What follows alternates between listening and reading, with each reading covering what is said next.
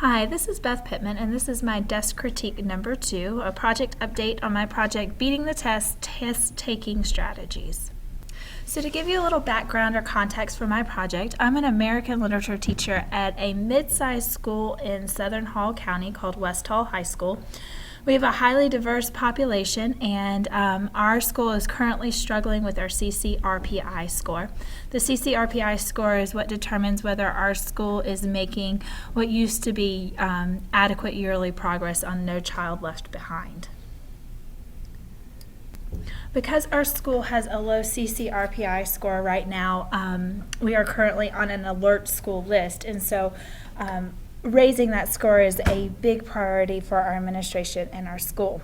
That CCRPI score results because we have a large achievement gap in our lower 25%.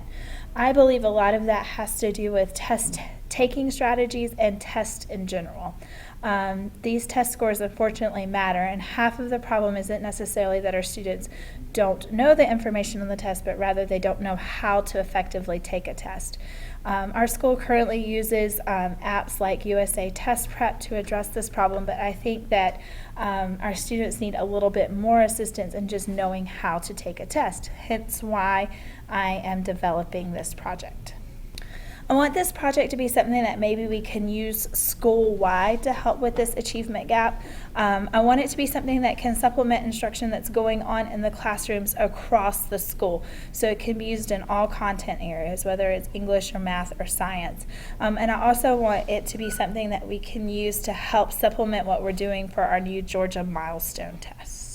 After last week's desk critique and some feedback and talking with my partner in that experience, really started to begin to narrow down exactly what I want this course to cover, or what information I want students to be able to know after they complete the course.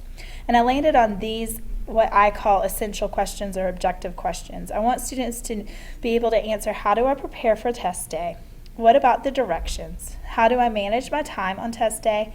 Should I guess, and if so, how? And what do I do with hard questions? I think these core objective questions really get at the heart of how to take a test, not necessarily just the information that is on the test. With these objectives in mind, I started thinking about how I wanted to build the course, or how I wanted to get buy-in from my students. So last week's assignment, where we had to create 30 slides with text, I started thinking about how I might introduce the course to students.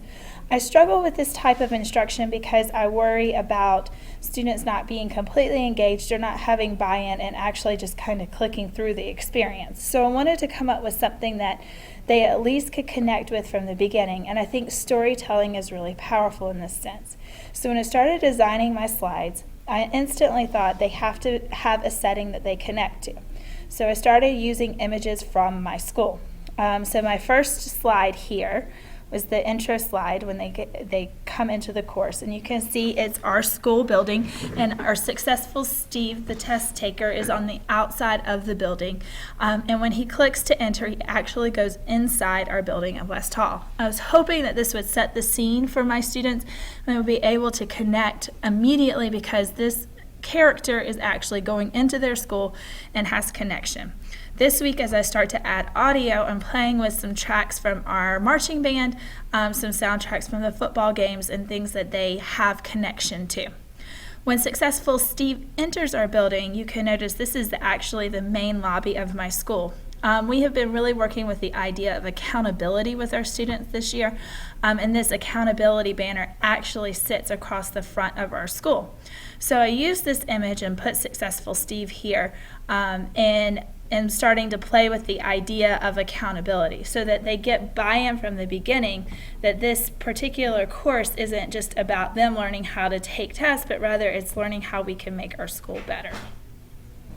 As I continue work on my project next week, I plan to continue to use images from inside my school to help set the scene and develop the storyline as we follow successful Steve through the testing process.